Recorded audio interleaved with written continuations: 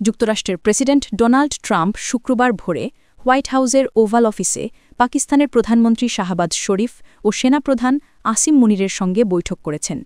এটি ট্রাম্প ও শাহবাজের মধ্যে প্রথম আনুষ্ঠানিক দ্বিপক্ষীয় বৈঠক হিসেবে বিবেচিত হচ্ছে।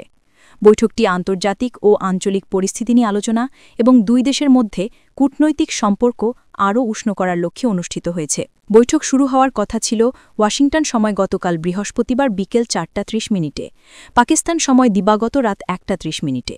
তবে কিছু নির্বাহী আদেশে সই করার পর সাংবাদিকদের সঙ্গে কথা বলায় তাদের এ বৈঠক প্রায় আধা ঘণ্টা দেরিতে শুরু হয়। বৈঠক চলে প্রায় 1 ঘণ্টা 20 মিনিট।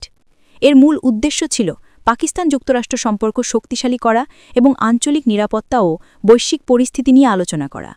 প্রধানমন্ত্রী শাহবাজ নিউ ইয়র্কে জাতিসংঘ সাধারণ পরিষদের ৮০তম অধিবেশনে যোগদান শেষে যুক্তরাষ্ট্র সফরে রয়েছেন।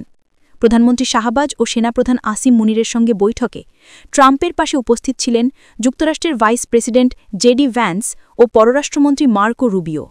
বৈঠকের পর প্রকাশিত ছবিতে দেখা গেছে তিনজনেই আলাপ করছেন এবং ট্রাম্পকে হাসি এবং বৃদ্ধাঙ্গুলি প্রদর্শন করে সমর্থন প্রকাশের ভঙ্গিমায় দেখা গেছে।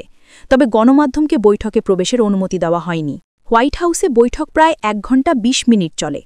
ওভাল অফিসের সোনালি আসবাবে বসে ধৈর্যের সঙ্গে অপেক্ষা করতে দেখা যায় প্রধানমন্ত্রী ও সেনাপ্রধানকে।